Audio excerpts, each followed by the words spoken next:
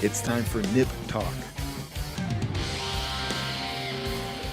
And I think today's is going to be a little controversial because I'm talking about the procedure that's very popular in plastic surgery that I would not let my wife do, and nor do I do them in my own practice, and that is the Brazilian butt lift. No way. So, Travis, have you heard about the Brazilian butt lift? I love that picture. I have. You have, so you know about this. Yeah, okay. I have. So it's a very popular surgery these days, and it's gaining a lot of popularity because it's seen on social media a lot. Like my feed is just full of like befores and afters of Brazilian butt lifts. And then also there was a recent article in the New York Post, which I think I brought a picture of that, Travis, talking about how the increase in the plus size models are driving these plastic surgery trends. And one of them was Brazilian butt lift, the other being breast augmentation to get these kind of curvy figures. And so I honestly, for one, I do appreciate that more normal women are becoming models. Like, I don't know, like, I mean, you know, like I think back in the 90s, early 2000s, like to be a model, you had to look like Unhealthy. like you were starving, right? Yeah. And so yeah, I do appreciate that these more normal women are getting to be very successful models, and I can't remember a lot of their names. Iskra is one that I've seen, and I don't want to like say their names wrong, so I won't list anymore. But do you know any of them? There's a ton of them. Like I see them on there, because my feed for social media is a lot of like health and beauty. Just I'm trying to keep up with what's going on. And anyway, so they're gaining popularity. Well, what's happening is like with their gain in popularity. Like certain things, like procedures are popping up to help people look like them, you know. And so, so obviously some people may not know what a Brazilian butt lift is. They might think that it's like implants or whatever. But what a Brazilian butt lift is when you do liposuction in one area, and you take out that fat, and then you inject it into another area, which in this case would be the buttocks area. And I think I brought a picture, Travis. The next one I think is me doing some fat grafting. I wasn't doing a Brazilian butt lift because I just don't like those, and I'm going to kind of go over those reasons for that. But you look at those post-op pictures on social media, and they do look good. Yeah, here's the picture of all that. Can you see that? That's all fat. Yeah, that's all fat. Wow. I was doing that for a reconstruction case, which I'll kind of talk about at the end. But yeah, those are all syringes full of fat, and that's the little system that I use to harvest it. But I want to talk about some of my concerns with Brazilian butt lift because I'm not sure that every plastic surgeon is going over some of the potential issues. One thing that I do, and I think it's very important when I talk about any plastic surgery procedure to people, is I don't want there to be any surprises. And so when there are like downsides to things, I really want to educate patients. Okay, these are some of the things that I'm concerned about. I want to make sure you're aware of them and that you're okay with these potential risks. Right. And so like one of the first things I think about when Brazilian butt lifts start to pop up is a lot of the girls that are asking for these things are they themselves not bigger girls, right? Because if they were a little bit more curvy girls, then they might already have the buttocks that they want. So the first issue that kind of pops up is, does the patient even have enough fat to donate to do the surgery?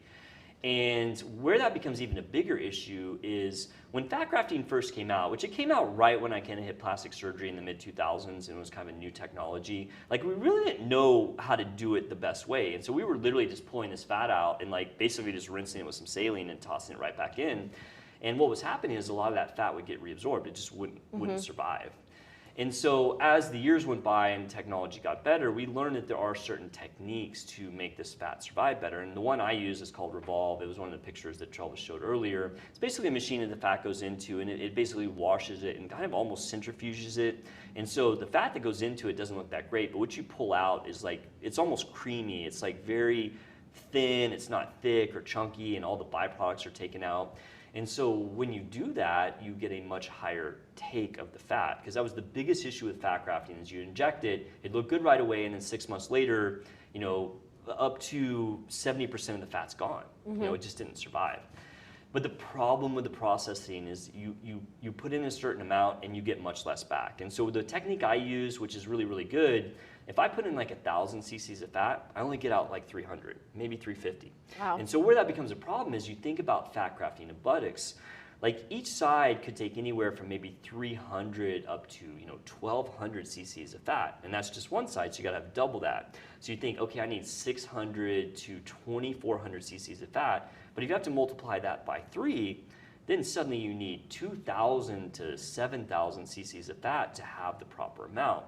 And that becomes a problem for two reasons. One, most people don't have that much fat to donate. Right. And two, when you get into the 4,000 to 5,000 removal part, or 4,000 to 5,000 range of fat removed, you start to cause some shifts in the hemodynamics that can potentially be very harmful to people. So I personally, I kind of draw the limit around 4,000 cc's of fat that I'll pull out at one time. You know, a lot of people say 5,000 is safe, but anything over that starts to get a little bit dangerous.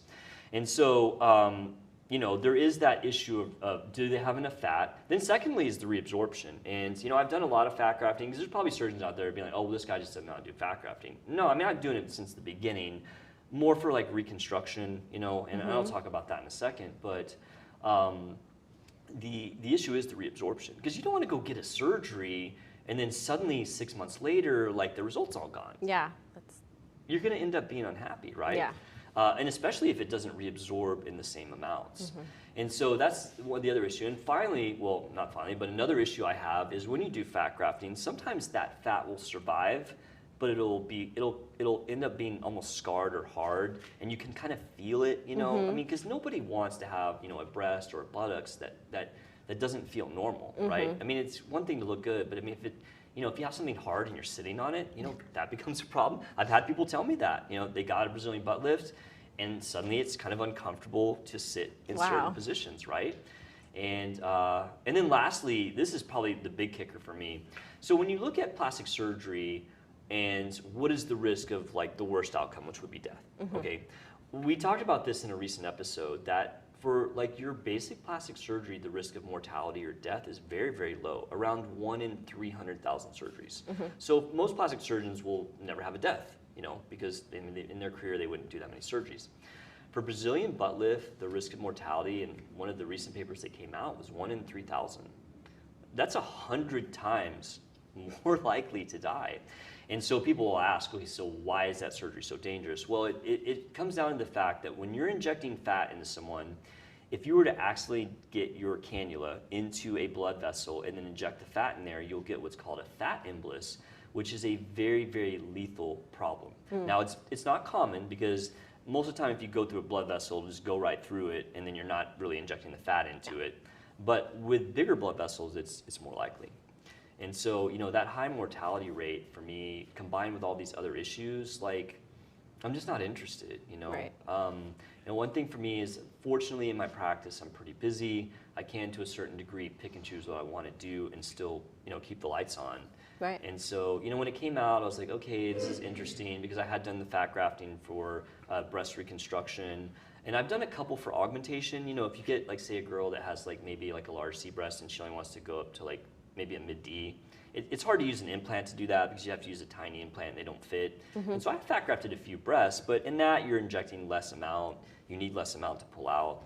And so, so yeah, I'll do it for that, but I just never really kind of bought into Brazilian butt lift. And I kind of feel like in the future it's not going to be as popular, and maybe I'll be wrong, I don't know. It's totally a fad, I would say. Like, do you think bigger so? Butts right now. I don't know, and you're right. So there's that whole part of like, is this just a trend in aesthetics where right now people want to have that, and suddenly we're back to the 90s where Kate Moss is like the perfect woman. Fashion trends definitely help spear that along. Now, I know that you're like big into working out, right? Yes. Do you see, and I used to be in workout, but like I have to say I've been kind of slacking lately, and I don't like work out as hard as I used to. Would you say people in the gyms and the groups that you go to get similar results from working out?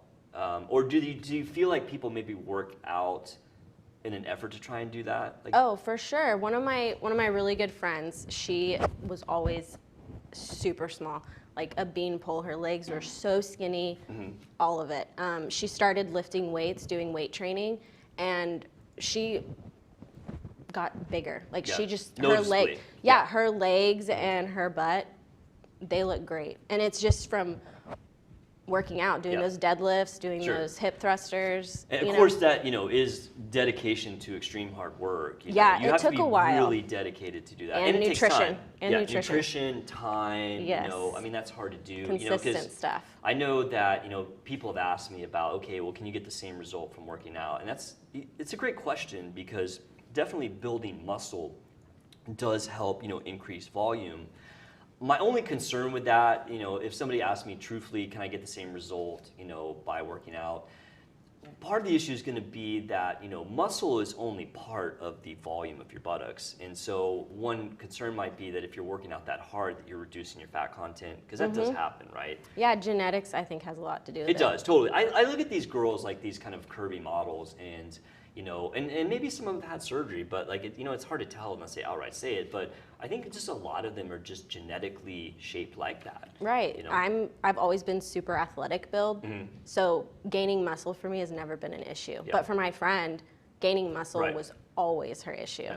But she found a way through nutrition and just being consistent and working out. Well, and it's a conversation that But it took years.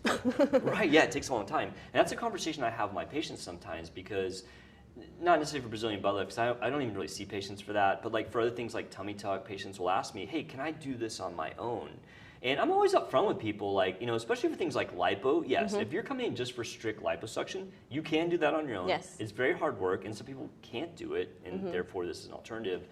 And then some things with plastic surgery you can't. Like, I'd say Brazilian butt lift, maybe a little bit, but some things like tummy tuck, where you get like muscles that are spread out that have to be repaired, like sometimes surgery really kind of is the only answer. So, but it's an interesting conversation. Right. I don't know. I may catch flack for like, poo-pooing on the Brazilian butt lift, because they are so popular. But, but I don't know. Like, I would feel very concerned if like one of my family members was going to go have one. I would like have to sit them down and like walk them through every potential issue that I feel is possible, and then be like, okay, you sure you want to do this? Right. I don't know.